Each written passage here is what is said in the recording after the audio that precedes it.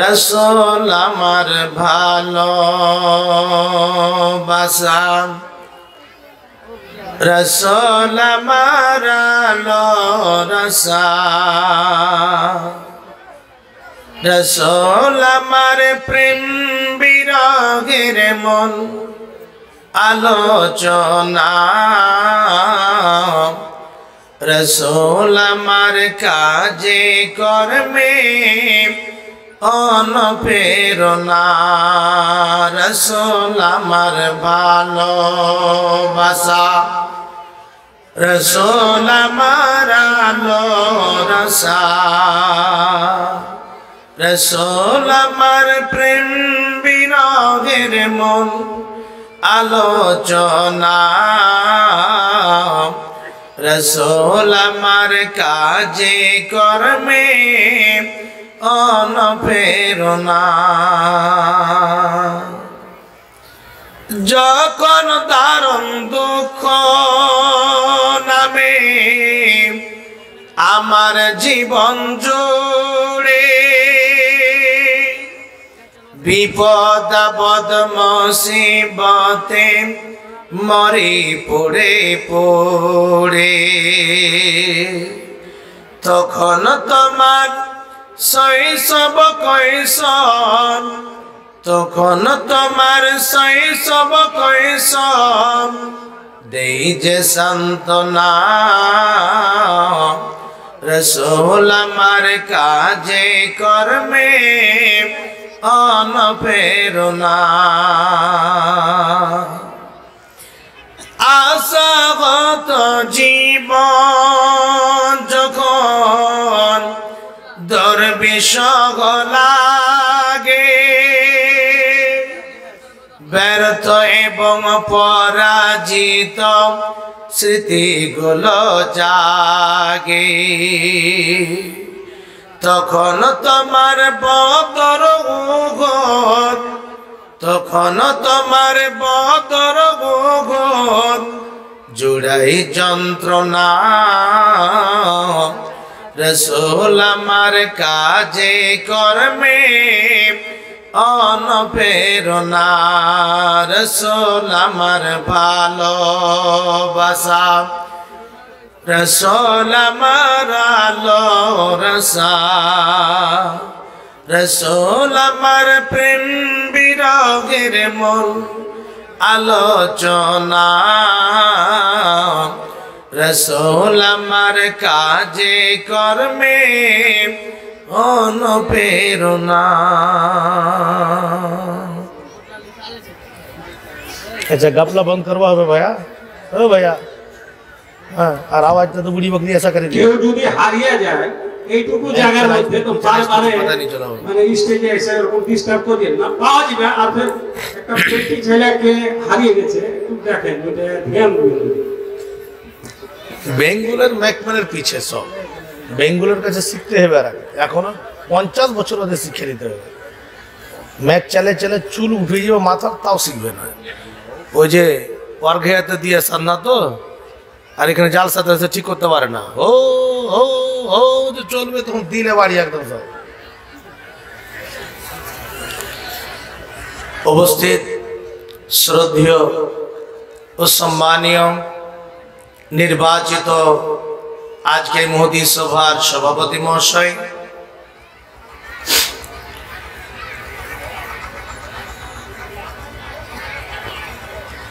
জি ওরে বাবা রে, সবে যদি আমার হাতে কয়ে হেলিবেন তো তার কেটে যাবে, তখন ফির ফিজ উড়ে যাবে। যে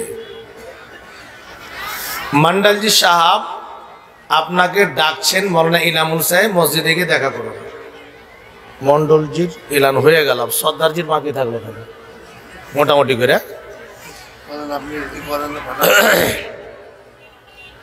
সামনে বসে থাকা ইসলাম দরদি, ইসলাম পিপাসু ভাই সকল, পর্দার অন্তরালে বসে থাকা অবলা সরলা মা ও খালারা, সর্বাগ্রী সেই মহান আল্লাহর আমি কৃতজ্ঞতা জ্ঞাপন করি, যেই মহান প্রভু আমাদেরকে সুন্দরভাবে এই দ্বীনি মজলিসে বসে কোরআন এবং হাদিসের বয়ান শ্রবণ করার সুযোগ দান করেছেন।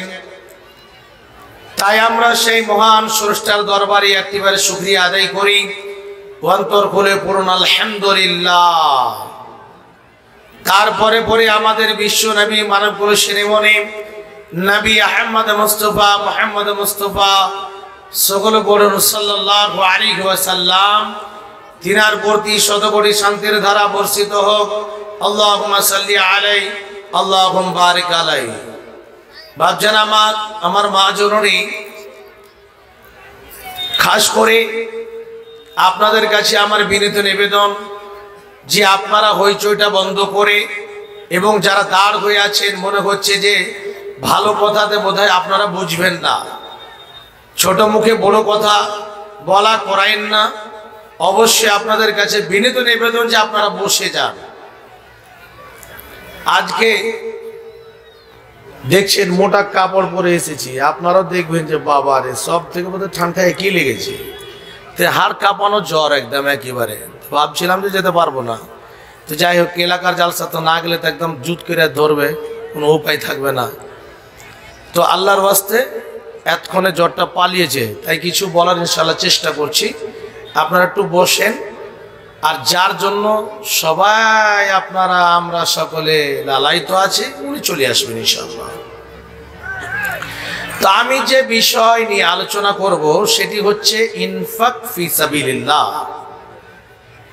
আল্লাহর পথে দান করলে কি হবে, মালধন সম্পদ যে আমরাকে আল্লাহ দিয়েছেন, ये মালধন সম্পদ যে আমরা পেয়েছি, এই মালধন সম্পদকে কোন কোন জায়গাতে খরচ করতে হবে, কোন জায়গাগুলোতে খরচ করতে হবে না। বাপজান আমার, আজকে আপনাদের কাছে খাস করে এই কথাগুলো আমি বলতে চাই যে আপনারা নিজে দেখতে পাচ্ছেন যে সমাজের পরিবেশ আমাদের গ্রামগঞ্জে সব জায়গাতে ঢালাহারে, কোনো জায়গাতে যদি গান আসে, যাত্রা পার্টি আসে, তাহলে দেখতে পাবেন বেশিরভাগ ওই জায়গাতে আমার যুবক ভাইরা যদি 500 করে টাকা দিয়ে যদি টিকিট কেটে দেখতে হয় তাও প্রস্তুত আছে। আজকে দাঁড় হয়ে আছে, একবার যদি গানের ফলে বলা হতো যে বসে যাও, তো যে জায়গাতে পেচ্ছাপ করা আছে, পায়খানা আছে, গোবর পড়ে আছে, আবর্জনা পড়ে আছে, নোংরা জিনিস পড়ে আছে, সেই জায়গাতে বসে যাবে। বলে ফুল প্যান্টটা সাফ করতে হবে, হোম মিনিস্টার করবে কালকে, ওর ব্যথা ও বুঝবে, আমার কোনো দেখার নাই, ওই জায়গাতে বসে পড়ি। আজকে গাঞ্জা আফিং থেকে নিয়ে যতগুলো জঘন্য জিনিস আছে সেই জায়গাগুলোতে আমরা খরচ করি। আরো আওয়াজটা যে খারাপ করে দিলি, হ্যাঁ ঘুরাঘুরি কেন করছিস? হ্যাঁ কি ব্যাপার? এখানে যে ঘুরিয়ে গেল দেখতে পেন না, তো ভালো করে আওয়াজটা খুল না, তুই মাথা খারাপ করছে। কয়েকদিন আগে গলা ভেঙে গেছিল এর চালের লেগে, ওই হালতা দেখতে পাচ্ছিস, ওষুধ খেয়ে চলতে হয়েছে। মানে মেশিনের টান পড়ছে, তারা মেশিন বাঁচার লাগে আওয়াজকে একদম কম করে দিয়েছে। আইজি তোর এলান করবো, কেউ লিবে না, বুঝতে পারলি? হারগে হাতে সবই আছে। এই যে ইউটিউবার লেগা আছে না, বাঁশ মারার লেগা আর আকাশে পাঠার লেগা। তাও তো বলছিলাম যে আল্লাহ রাব্বুল আলামিন এই যে আমাদেরকে পাঠিয়েছেন, একটা সময় আছে, আর এই সময়ের মধ্যে আমাদের পৃথিবী ছেড়ে যেতে হবে। আজকে এতগুলো ধন দৌলত, টাকা পয়সা, জমি জায়গা, সোনা চাঁদি হীরা মণিমুক্তা, 100 বিঘা জমি, ঘর সুন্দর করে করলে, বাপজান আমার মা জননী, এই সমস্ত জিনিস ছেড়ে যেদিন সময় হয়ে যাবে সেদিন আমাদের শূন্য হাতে যেতে হবে। আল্লাহ রাব্বুল আলামিন এত সুন্দর করে আমাদের ব্যবস্থা দিয়েছেন। আল্লাহ রাব্বুল আলামিন আমাদেরকে সৃষ্টি করেছেন, তার জন্য যা জিনিসের প্রয়োজন, টাকা পয়সা, জমি জায়গা, জামা কাপড় ইত্যাদি সমস্ত জিনিস আমাদেরকে দিয়েছেন। আল্লাহ রাব্বুল আলামিন খাস করে একটা সময়ের মধ্যে বেঁধে দিয়েছেন। এই সময়ের মধ্যে আমরা যদি আল্লাহকে সন্তুষ্ট করতে না পারি তাহলে পারে ইহকালে আমরা ক্ষতিগ্রস্তর মধ্যে চলে যাব, পরকালে আমাদের জন্য টক টাইম রয়েছে ক্ষতিগ্রস্ত, আমরা বরবাদ হয়ে যাব। বাপজান আমার, খাস করে আপনাদেরকে এখানে বুঝতে হবে যে আল্লাহ রাব্বুল আলামিন আমাদেরকে কেন পাঠিয়েছেন, উদ্দেশ্য কি। আল্লাহ রাব্বুল আলামিন উদ্দেশ্য হলো, স্বয়ং আল্লাহ বলছেন, আল্লাহ বলেন বিসমিল্লাহির রহমানির রহিম ওয়া মা খালাকুতুল জিন্না ওয়াল ইনসা ইল্লা লিয়াবুদুন। আল্লাহ রাব্বুল আলামিন সমস্ত বান্দা বান্দীদের সঙ্গে দিলেন, হে আমার বিশ্বের বান্দা বান্দীরা, তোমরা শুনে নাও, আমি আল্লাহ তোমাদেরকে পৃথিবীর বুকে এই জন্য পাঠিয়েছি যাতে করে তোমরা আমার সিদ্ধসানা করো, আমার পুজো পাঠ করো, আমার দাসত্ব করো। আল্লাহ বলছেন, বান্দা আমি জিন এবং ইনসানকে এই জন্য সৃষ্টি করেছি, তারা কি করে, যেন আমার সিদ্ধসানা করে, আমার পুজো পাঠ করে। হে বাপজান আমার, আল্লাহ রাব্বুল আলামিন আমাদেরকে কত সুন্দর করে সৃষ্টি করেছেন, মানুষ রূপে আমাদের দুনিয়ার বুকে পাঠিয়েছেন, আমাদেরকে যতগুলো নিয়ামত দেওয়ার প্রয়োজন সমস্ত নাজ নিয়ামত দিয়ে আমাদেরকে পৃথিবীর বুকে পাঠিয়েছেন। হে বাপজান আমার, পৃথিবীর বুকে মানুষ ছাড়া কোটি কোটি লক্ষ লক্ষ এমন মাখলুকাত রয়েছে, সমস্ত মাখলুকাতের মধ্য থেকে আমাদেরকে সবচেয়ে অতি উত্তম করে, সবচেয়ে উৎকৃষ্ট করে দুনিয়ার বুকে পাঠিয়েছেন। হে বাপজান, আমাদের একটা মহিষ করে তৈরি করতে পারতেন, আমাদের গরু মহিষ ছাগল ভেড়া করে সৃষ্টি করতে পারতেন। আল্লাহ বলেন, বান্দারে আমি আল্লাহ ওই সমস্ত মাখলুকাতের মধ্য থেকে তোমাদেরকে সবচেয়ে অতি উত্তম করে সৃষ্টি করেছি।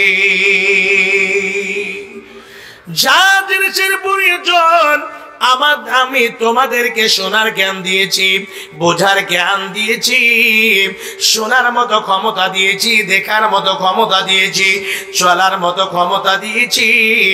যা নিয়ামতগুলো আমি তোমাদের পথে দিয়েছি, যা নিয়ামত আমি তোমাদেরকে দিয়েছি, তোমাদের পা থেকে মাথা পর্যন্ত কোটি কোটি আমি নিয়ামত দিয়েছি।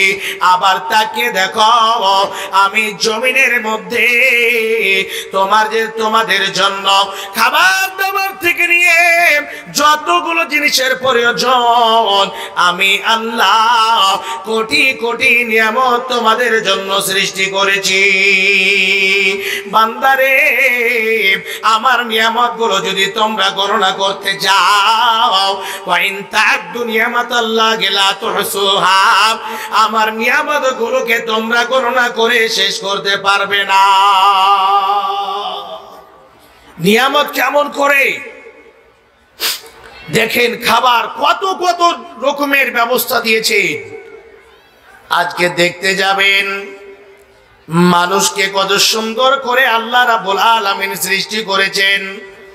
চলার জন্য দুটো পা দিয়েছেন, কাজ করার জন্য দুটো হাত দিয়েছেন, দেখার জন্য দুটো চক্ষু দিয়েছেন, শোনার জন্য দুটো কর্ণ দিয়েছেন। এক এক করে যদি আল্লাহ রাব্বুল আলামিন আমাদের একটা একটা নিয়ামতের যদি এই রকম ভাবে সওয়াল করতে লাগে, প্রশ্ন করতে লাগে, সেই সময় আমরা একটা প্রশ্ন উত্তর দিতে পারবো না। হে বাপজান আমার, আমাদেরকে পঠার উদ্দেশ্যটা কি হলো? পঠার উদ্দেশ্য হলো আমাদের এত সুন্দর করে সৃষ্টি করার উদ্দেশ্য হলো আমার বান্দা যাবে পৃথিবীর বুকে গিয়ে আমাকে স্মরণ করবে, আমার ইবাদত বান্দেগি করবে, আমার কাছে চাইবে। আমি আল্লাহ তাদের জন্য আমি সমস্ত জিনিস রেডি করে রেখেছি। আমার কাছে চাইবে, আমি আল্লাহ তাদেরকে সুন্দরভাবে ব্যবস্থা করে দেব। শুধু চাইতে হবে। আজকে পৃথিবীর বুকে অনেক মানুষকে বিল্ডার করে দিয়েছেন, অনেক বিরাট বিরাট ধনী রয়েছে। অনেক মানুষ দেখবেন মধ্যম শ্রেণীতে রয়েছে, খুব বড় ধনী না, খুব বড় ছোট এইরকম গরিব মানুষ না। অনেক মানুষ দেখবেন যারা দিন বা দিন কামাই করে এবং দিন বা দিন খায়, এইরকম ভাবে কালকে কি খাবে তার ব্যবস্থা নাই, কালকে কি ব্যবস্থা হবে সেটারও ব্যবস্থা নাই। দিন বা দিন কামাই করে বা ভিক্ষা করে এবং দিন বা দিন সেই জায়গাতে নিজের ক্ষুধা নিবারণ করে। থাকার মতো একটা সুন্দর জায়গা নাই, থাকার মতো একটা সুন্দর ঘর বাড়ি নাই। এইরকম ভাবে অনেক আল্লাহর বান্দা বান্দি আছে। হে বাপজান আমার, আপনারা তাকিয়ে দেখবেন খোলা আকাশের মধ্যে ঘুমায়, তাদের মাথার উপরে নিজের শরীরটাকে ঢাকার জন্য একটা প্লাস্টিকের ঘর বানাতে পারেনি। এমন লোক দুনিয়ার বুকে আছে যাদের থাকার জন্য একটা সুন্দর ঘর বাড়ি নাই।